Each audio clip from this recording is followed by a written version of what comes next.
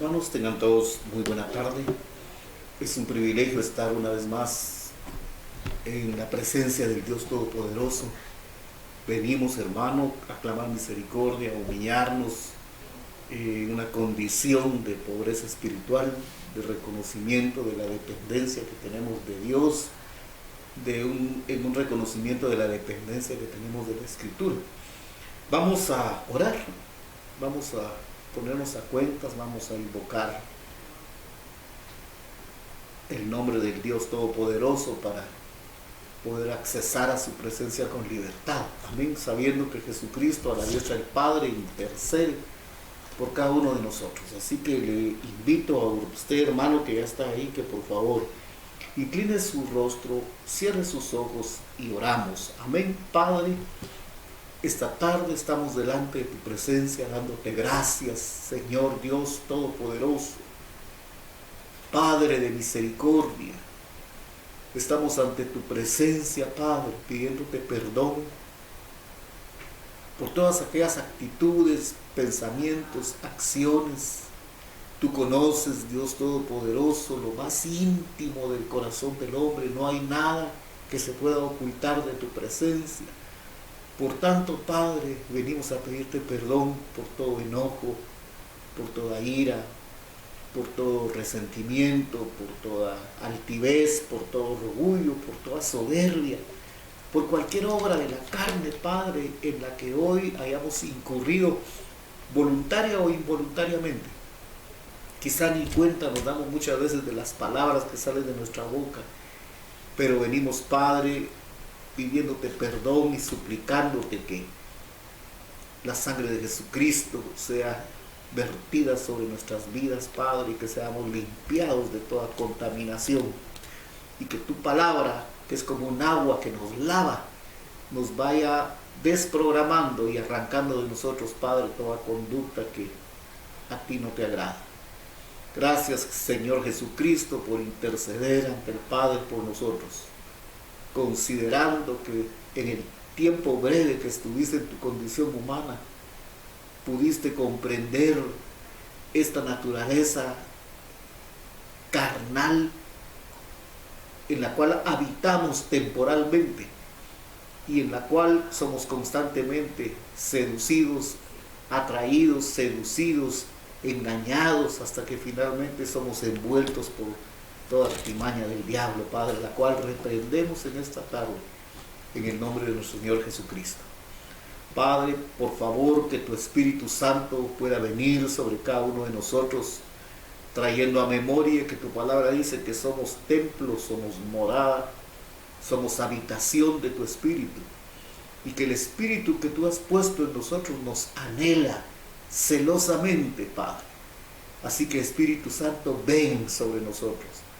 Abre nuestro entendimiento, abre nuestro corazón, desbarata todo pensamiento altivo, todo argumento que se pretenda levantar, Padre, contra tu palabra, que es viva y eficaz, más cortante que toda espada de dos filos, y que discierne las intenciones más siniestras y profundas del corazón de los humanos.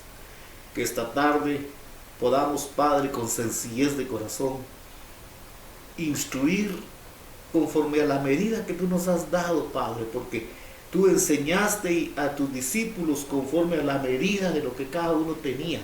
Así, Padre, que nosotros esta tarde con sencillez venimos ante tu presencia, suplicándote que nos abras el entendimiento, Padre. Que la luz de tu Espíritu nos ilumine y nos dé palabras de vida para todos aquellos que nos escuchan. Todo te lo suplicamos, Padre, en el nombre que es sobre todo nombre, en el nombre poderoso de Jesucristo. Amén, amén y amén. Fíjense, hermanos, que ayer vimos un texto que está en el capítulo 1 de Romanos. Capítulo 1 de Romanos. Ese texto creo que fue con el que iniciamos el día de ayer. Capítulo 1 de Romanos. El verso es el verso 20. Esto lo voy a repetir así brevemente por los hermanos que probablemente ayer no pudieron conectarse en vivo y que probablemente no tuvieron tiempo para verlo más noche, pero posiblemente estén ahorita ahí a disposición, ¿verdad? Dice, el verso lo vamos a ver en la Biblia de las Américas, porque la Biblia RB60 usa otras palabras. Entonces la Biblia de las Américas dice que desde la creación del mundo, los atributos invisibles de Dios, su eterno poder y su deidad, se han hecho evidentes, hermano, por medio de todas las cosas que han sido creadas. Es increíble cómo es esto, hermano. Yo ayer les decía a ustedes que es difícil de creer tal vez para la mente natural sí, ¿verdad? Pero que haya, hermano, una creación tan perfecta, un universo en el cual nosotros solo somos un grano de arena. El planeta Tierra es un grano de arena en medio de toda esta gran creación cósmica que hizo Dios, y la cual está sincronizada, hermano, de una manera espectacular. Mire, la luna está puesta exactamente a la distancia que tiene que estar, porque si la luna se acercara más, provocaría un crecimiento de las mareas, un crecimiento, desborde de los mares, hermano. Sería una catástrofe esto. Así que la luna está situada exactamente en el punto donde tiene que estar. Igual el sol, si el sol se acercara unos cuantos miles de kilómetros, que en las distancias cósmicas es insignificante, 10.000 kilómetros, hermano, nosotros ya nos hubiéramos achicharrado.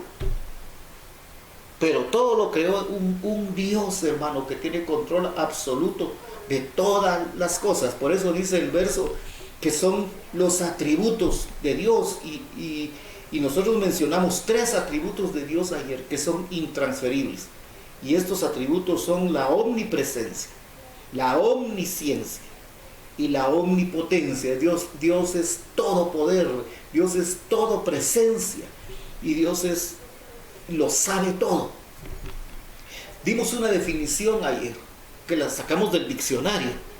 Dijimos que la palabra atributo es cada una de las cualidades o propiedades que caracterizan a un ser. También dijimos que hay otra definición que dice que un atributo es cada una de las perfecciones propias de la esencia de Dios. Entonces, ayer mencionamos, en base a este texto de Romanos 1:20, los atributos intransferibles de Dios. Por supuesto que Él tiene otros atributos, hermano. Es un Dios de paz, es un Dios de misericordia, es un Dios benevolente, es un Dios paciente, es un Dios, hermano, que no guarda rencor. Mire, hermano, es que nos pasaríamos toda la tarde hablando aquí de otros atributos de Dios. Entonces ya vimos una definición de la palabra atributos. Pero quiero traer a memoria el hecho, hermano, que cuando en el capítulo 2 de Efesios dice el verso 1 que Cristo nos dio vida a nosotros, nos dio la vida zoe, nos dio la vida sao, es decir, la vida viviente, la vida que proviene de Dios. No estamos hablando de la vida biológica, porque nosotros ya estábamos vivos en el aspecto biológico. Cristo nos dio a nosotros la vida viviente, la vida eterna, la vida que proviene de Dios. Recuérdese que Dios es un Dios viviente. Entonces, cuando en 2 de Pedro capítulo 1 verso 4 dice que nosotros somos hechos participantes de la naturaleza de Dios por medio de todas las promesas que fueron dadas, nosotros somos hechos partícipes de la vida de Dios. Somos hechos partícipes también de algunos atributos de Dios. Eso lo vamos a ver más adelante. Ahora, los vivientes que somos nosotros, hermano, tenemos atributos primarios, pero también tenemos funciones. Le quiero leer algo que leí, fíjese, hermano, que quisiera, aunque nos tardáramos, que usted me haga el favor de anotar lo que estamos leyendo, porque esto es importante. Mire, pues, hay una palabra que se llama función, una función. Y el diccionario secular, oiga, pues, dice que una función es la capacidad de actuar propia de los seres vivos. Todo ser vivo, estamos hablando de vida biológica, todo ser que está vivo tiene una capacidad propia de actuar, de hacer algo. Ahora, si los seres vivos tienen funciones que llevar a cabo, cuanto más nosotros como seres vivientes tenemos que llevar a cabo, hermano, algunas funciones. Recuérdese que en Efesios capítulo 2, verso 10, dice que nosotros somos hechura de Dios. Somos fabricados por la mano de Dios, fuimos engendrados por Dios. Pero dice, somos hechura suya, creados en Cristo, y recuerden que Cristo es la palabra, creados en Cristo para buenas obras, las cuales Dios preparó de antemano. Entonces, esas obras, hermano, son funciones que tenemos que realizar nosotros como seres vivientes, como hijos de Dios. Por eso, hermano, vuelvo a repetir algo que lo dije el domingo que pasó y lo dije el domingo pasado. Venir al evangelio o venir al cristianismo, pues no es para estar en una condición solo de observador, solo de ir a sentarme y ver, ¿verdad? Hay funciones que tengo que ejecutar. Entonces, mire, pues una función, dice el diccionario secular, es la capacidad de actuar propia de los seres vivos. Y acabo de decir, si un ser vivo con vida biológica tiene la capacidad de llevar a cabo algunas funciones, también los vivientes tienen la capacidad, o están siendo capacitados por aquellos 5 ministerios de 4:11 de Efesios para llevar a cabo funciones que le fueron delegadas. Ahora mire, pues también hay otra definición en el diccionario secular. Dice que una función es una tarea que corresponde realizar, oiga, es una tarea que corresponde realizar a una institución, a una entidad o a personas. Hay instituciones, hay entidades que han sido creadas, hermano, para delegar una función. Por ejemplo, en un gobierno terreno, usted sabe que hay un ministerio de finanzas, un ministerio de salud, un ministerio de la defensa, un ministerio de esto. Entonces, cada ministerio tiene una función. Fíjese, hermano, que nosotros oímos la palabra, dicen, es que el licenciado o el hermano, decimos, lo llamaron a trabajar en el gobierno, ahora es funcionario. Es decir, hermano, un funcionario público, un servidor del Estado, hermano, es alguien a quien se le delega una tarea, se le delega una función. Eso dice el diccionario secular. Miremos otro verso también ahí en Romanos capítulo 12. Vamos a Romanos capítulo 12. Este verso lo vamos a ver primero en la Reina Valera 60. Mire pues, vamos a leer corriendito el verso 1, que usted ya lo sabe, pero que lo vamos a repasar para traerlo a memoria. Dice 12:1. Así que, hermanos, os ruego, por la misericordia de Dios, que presenten sus cuerpos. Yo pensé que la Biblia estaba bien. Que presenten sus cuerpos, oiga esto, en sacrificio vivo, santo, agradable a Dios, que es vuestro culto inteligente. Cuando dice racional, está hablando que eso es un culto con la inteligencia. Yo me tengo que ofrecer a Dios como una ofrenda, como un sacrificio, dice el texto, como un sacrificio vivo. En el antiguo pacto se ofrecían sacrificios muertos de animalitos, ¿verdad? De corderos, de becerros, de palomitas. Pero aquí, hermano, nosotros en esta nueva dispensación llamada el nuevo pacto, nos ofrecemos a Dios voluntariamente como un sacrificio vivo y santo. Mire pues, el verso 12, sigue, el verso 2, perdón, sigue diciendo, no se conformen a este siglo, no nos conformemos a este sistema, sino transformémonos por medio de renovar, es decir, de hacer nuevo nuestro entendimiento. Porque solo así, solo renovando el entendimiento, vamos a poder comprobar o vamos a poder entender cuál es la buena voluntad de Dios para mí. Porque esto es individual. ¿Cuál es la buena voluntad de Dios para usted que me mira? Entonces dice, agradable y perfecta. Mire pues el verso 3. Digo pues,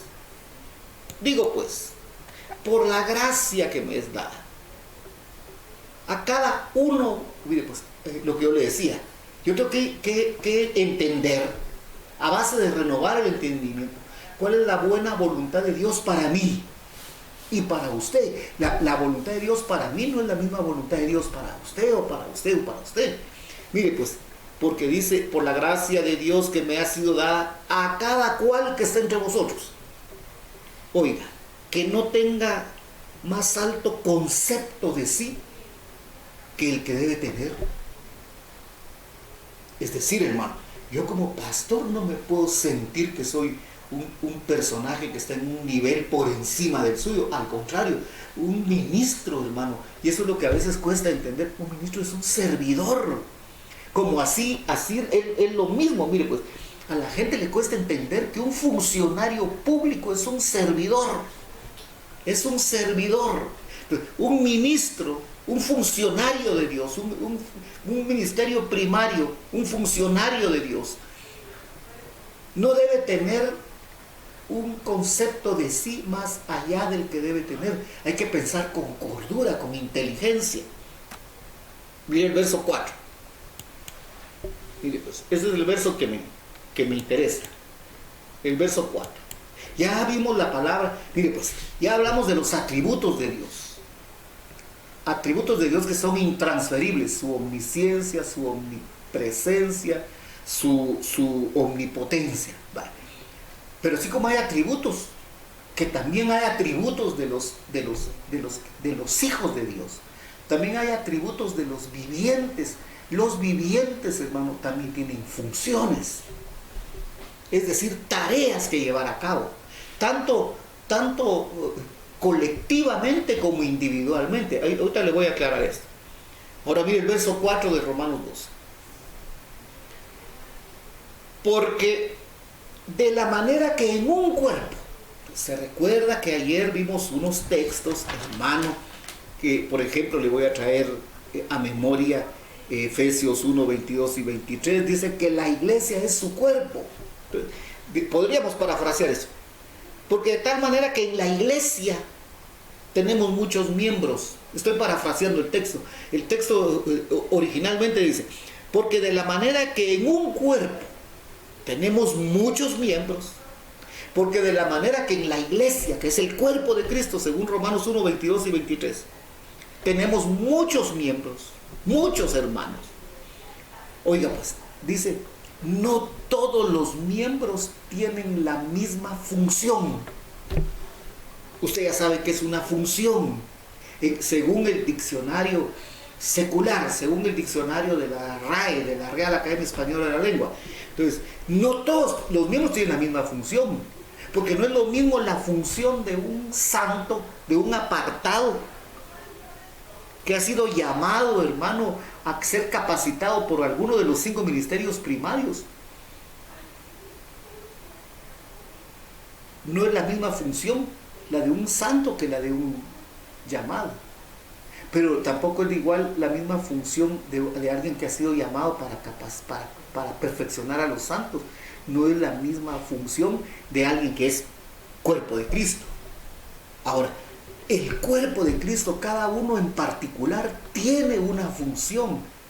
Y recuérdese que renovando el entendimiento es la única manera, hermano, que vamos a tener de entender cuál es la buena voluntad de Dios, agradable y perfecta para mí como funcionario de su cuerpo, en la cual me tengo que desarrollar. Entonces, no todos los miembros tienen la misma función. Anote, porque aquí le voy a decir algo. Mire, pues, la palabra función que aparece ahí en Romanos 12:4 es la palabra praxis. función. En Romanos 12:4, no todos los miembros tienen la misma función. La palabra función es una palabra griega que se dice praxis. Esa palabra praxis está hablando de una práctica, está hablando de un acto, está hablando de una obra. El diccionario Tuggy dice que praxis es una acción, es una ocupación, es una actividad. Y me llamó la atención esto, Dice, es una obra, es una acción, es una actividad cuya acción es considerada incompleta, pero está en progreso. ¿Me voy a entender? Praxis es una acción, una actividad, una ocupación, una obra, una actividad que está incompleta, pero que está en proceso de llegar a ser perfecta. Amén. Bueno, de hecho, mire pues, hermanos, solo quiero que miremos un verso así rapidito. El verso, recuérdense que aquí dijimos que la palabra función es la palabra praxis, y dijimos que es una práctica, un hecho, una obra, una acción, una ocupación, una actividad. Miremos un verso en Mateo. Vamos a Mateo capítulo 16. Mire, pues así rapidito porque el tiempo nos vuela. Mateo capítulo 16. Vamos a ver el verso 24. Lo vamos a leer. Esto lo vimos recientemente, no hace mucho, pero lo vamos a leer otra vez, solo para refrescar la memoria. 16:24 de Mateo. Jesús dijo a sus discípulos, no el populacho. Jesús dijo a sus discípulos, si alguno quiere venir en pos de mí, niéguese a sí mismo y tome su cruz y sígame.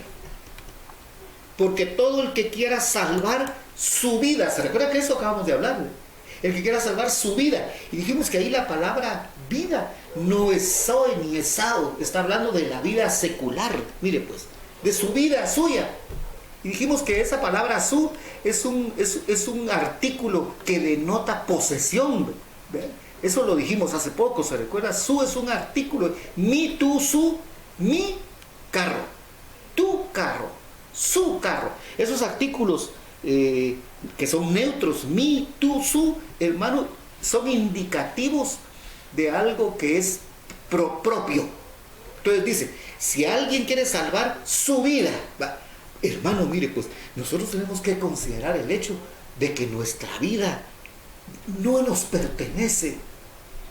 Y les comentaba hoy en la mañana, hoy en la tarde les informé, nadie ha contestado, pero les informé que un hermano por el que llevamos más de 1 año y medio de estar orando, el lunes, el sábado, la semana pasada, ahora estuvimos orando por él, ahí está en los audios.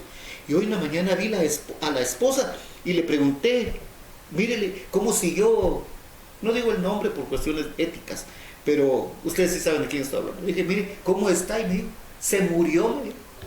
Y resulta que el hermano tiene 15 días que se murió, pero ante estas circunstancias que estamos viviendo, hermano, ella dice que no quisieron avisarle a nadie, ni hicieron ningún anuncio, nada. Fue algo estrictamente privado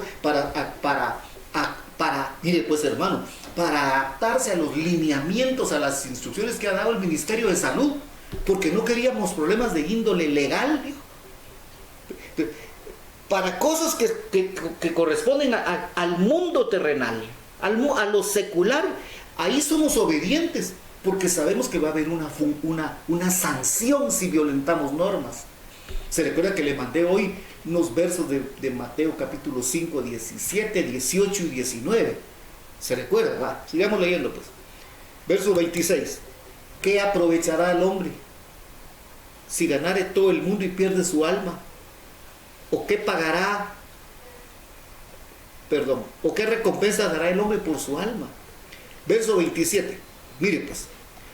Porque el Hijo del Hombre vendrá. Oiga esto pues, hermano. Y esto está cerca. Porque el Hijo del Hombre vendrá en la gloria de su Padre, con sus ángeles. Oiga lo que dice. y entonces pagará a cada uno. No van a decir todos los hermanos de Monte Sión vengan para acá. Mire, pues aquí está el pago para ustedes. Mire, dice, es individual. Por eso se recuerda que 2 Corintios capítulo 5 dice, es necesario que todos comparezcamos ante el tribunal de Cristo. Mire lo que dice aquí. El Hijo del Hombre vendrá en la gloria de su Padre con sus ángeles. Y entonces va a dar el pago a cada uno conforme a sus obras. Esa palabra obras ahí, si usted la busca en el diccionario Strong, hermano, le va a volver a aparecer la palabra praxis. La palabra praxis. Es decir, y otra vez dice a cada uno, ¿verdad? Hermano, hay obras que Dios, Efesios capítulo 2, verso 10, preparó de antemano para que nosotros las ejecutemos. Hay funciones que Dios preparó de antemano para que nosotros las llevemos a cabo. Un funcionario es alguien, hermano, que se le asigna una tarea. Y a nosotros como vivientes, como hijos de Dios, nos están asignadas tareas que Dios preparó de antemano, tanto colectiva como individualmente. Entonces, el Hijo del Hombre va a venir a pagar a cada uno conforme sus obras. Y fíjese, hermano, que es que mire, el tiempo es tan escaso. Quiero que miremos otro verso en el capítulo 19 de Apocalipsis. Capítulo 19 de Apocalipsis. Solo estoy citando los textos para no citar todos los contextos, porque entonces tengo que retroceder y se nos va el tiempo. Capítulo 19 de Apocalipsis, me parece que es el verso 8. Miremos el verso 7.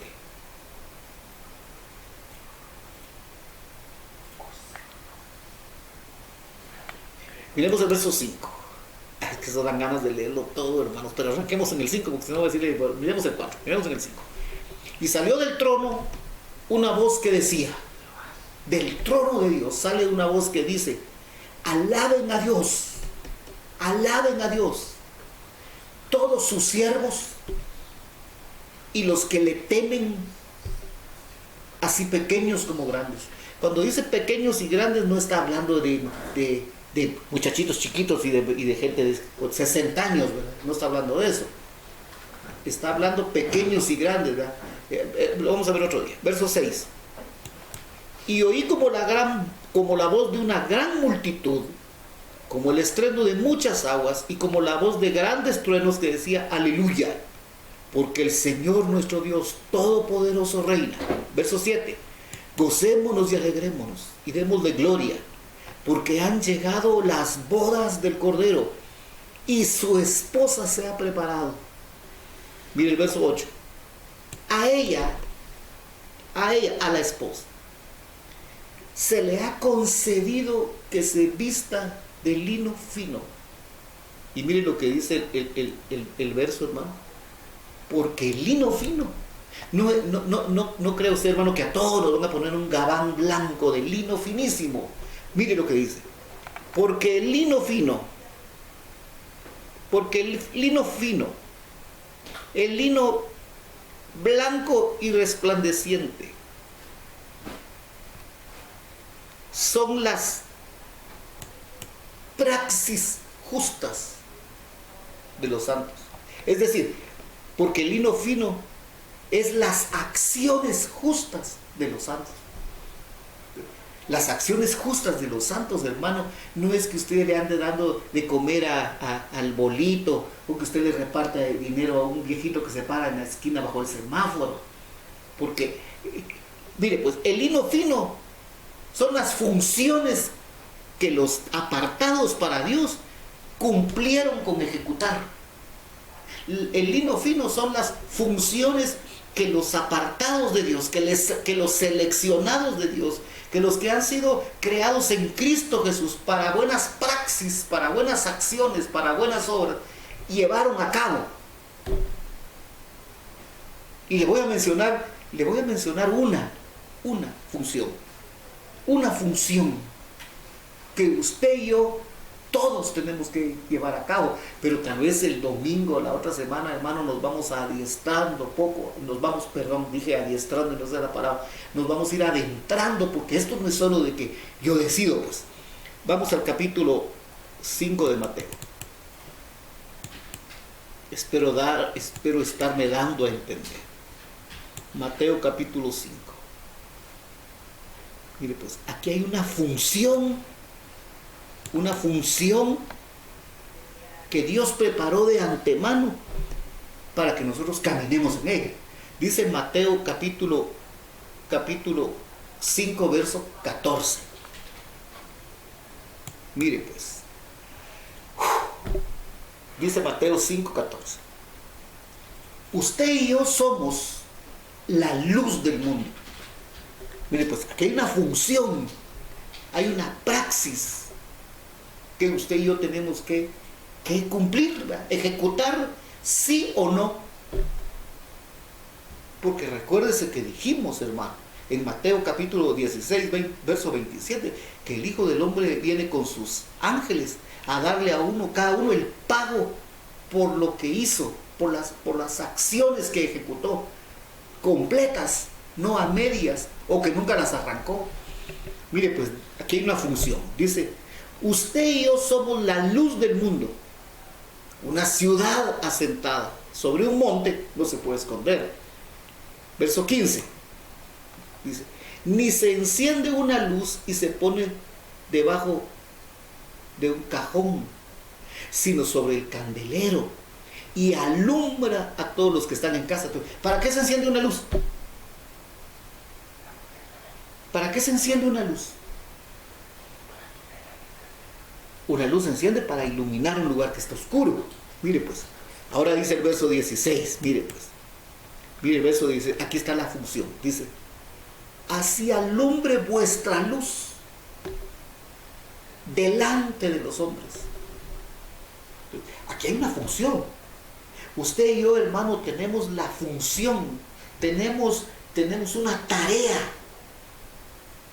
y tenemos la capacidad de actuar como generadores de luz. El verso es tajante, dice: así, si yo soy la luz del mundo, tengo que alumbrar, tengo que resplandecer, tengo que iluminar, hermano. Ahora mire pues, para poder ser luz, antes hay que ser sal. Eso está en el verso 13. Usted es la sal de la tierra. Y para poder ser sal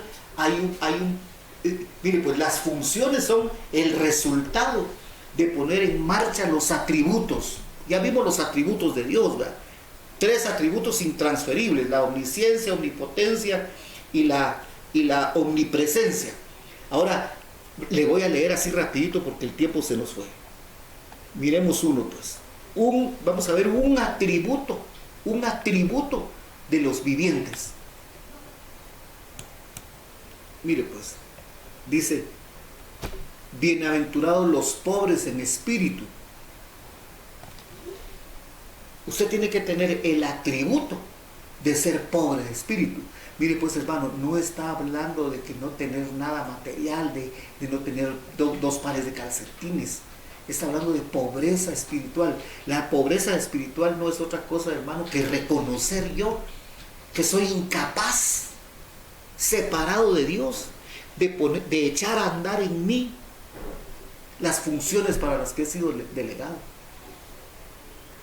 ¿Quiere que miremos un texto? Miremos un texto pues. Ya voy a terminar ahorita. Solo vamos a ver esta función. Porque ahí también usted tiene la función de llorar. Pero no está hablando que pase chillando todo el día. Mire pues, tiene la función de ser, tiene el atributo de ser manso. Son atributos primarios de los vivientes. Tiene el atributo de tener hambre y sed de justicia.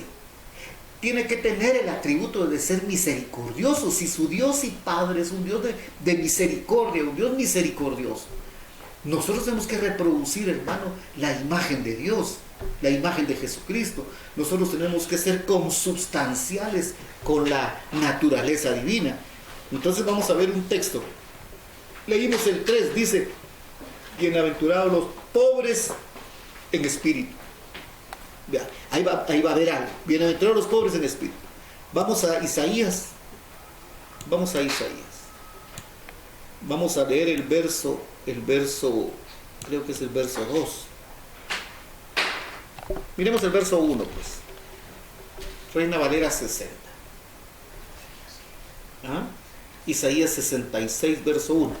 El último verso que vimos, bien, dichosos los pobres en espíritu. No está hablando de pobreza. Recuérdense que aquí está hablando, hermano, en términos espirituales. No está hablando de ser pobres, de no tener dinero, de no tener trabajo, no tener que comer. Mire pues, es 66.1 de Jeremías. Así dijo Yahweh. Isaías 66.1. Isaías 66.1. Así dijo Yahweh. Oiga lo que dice Dios, hermano. Dice: el cielo es mi trono y la tierra es el estrado de mis pies. Y pregunta, dice: ¿dónde está la casa que me habréis de edificar? ¿Y dónde el lugar de mi reposo? Recuérdese que recuérdese que Dios, hermano, no habita en templos hechos de manos de hombre. Dios no habita en su intelecto que usted ha cultivado. Dios no habita en su voluntad que hemos cultivado. Dios no habita en nuestras emociones. Dios no habita en templos hechos manos de hombres. Dios no habita en nada terreno. Mi inteligencia, mis emociones y mi voluntad es mi vida. Esa es mi vida.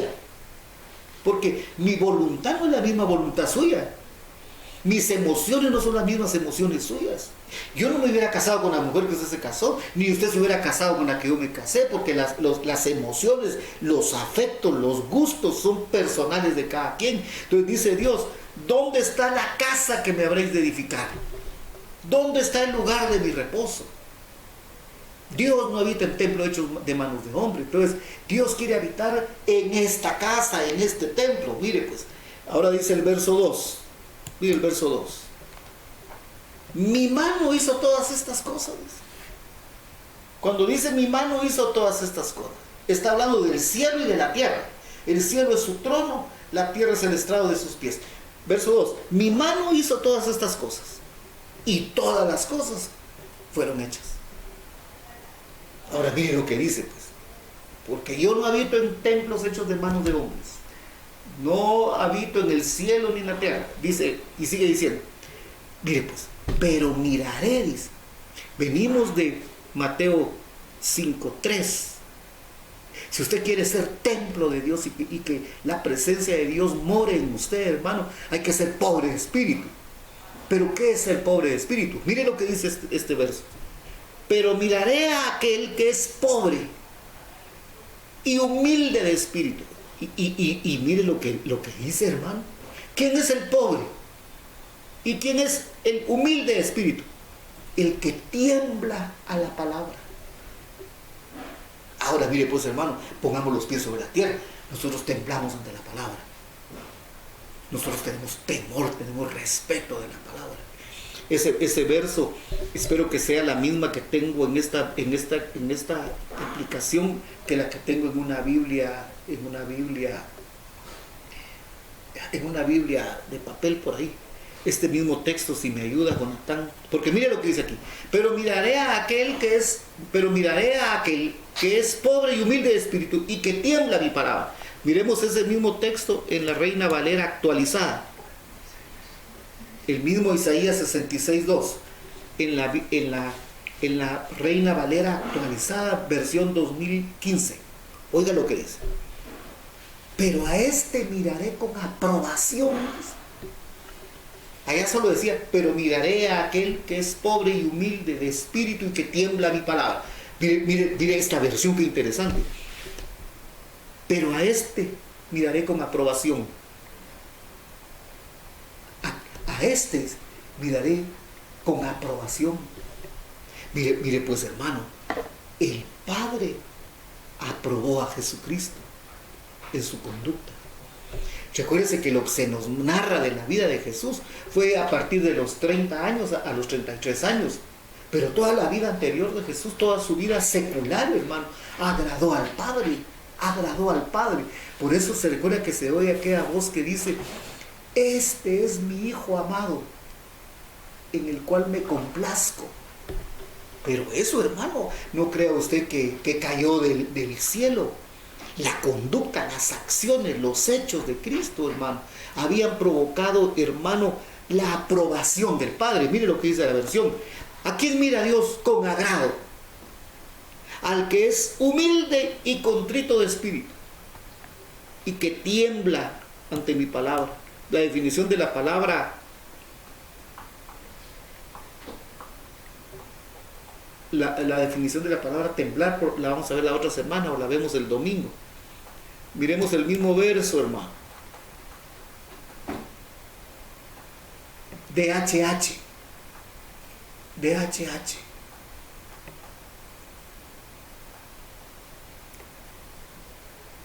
Solo estoy leyendo la parte final del verso porque no tenemos tiempo. Dice: el hombre en quien yo me fijo, y jalo de la RBA, el hombre en quien yo me agrado, el hombre al que yo miro con agrado, es el pobre y el afligido, que respeta mi palabra. Entonces, ¿quién es el pobre y el afligido? El que respeta la palabra, el que tiembla ante la palabra. Miremos otra versión. Miremos otra versión. Tal vez miramos la Biblia BIN. Ahorita termino. La versión BIN. Ya le mencioné la RBA de Isaías 66:2 para que empecemos a mudar, hermano, nuestro entendimiento. Porque ser pobre no es que usted diga: ay, es que a mí sí no se me queda nada. Es que yo no se me quedan los textos. Eso no es pobreza espiritual. Eso es pereza. Es falta de dedicación, falta de empeño, falta de aplicación. Mire, pues, el pobre de espíritu es aquel que tiembla ante la palabra. La Biblia, ¿qué Biblia leímos antes? La DHH decía que respeta mi palabra. Y mire la BIN, y con eso cerramos.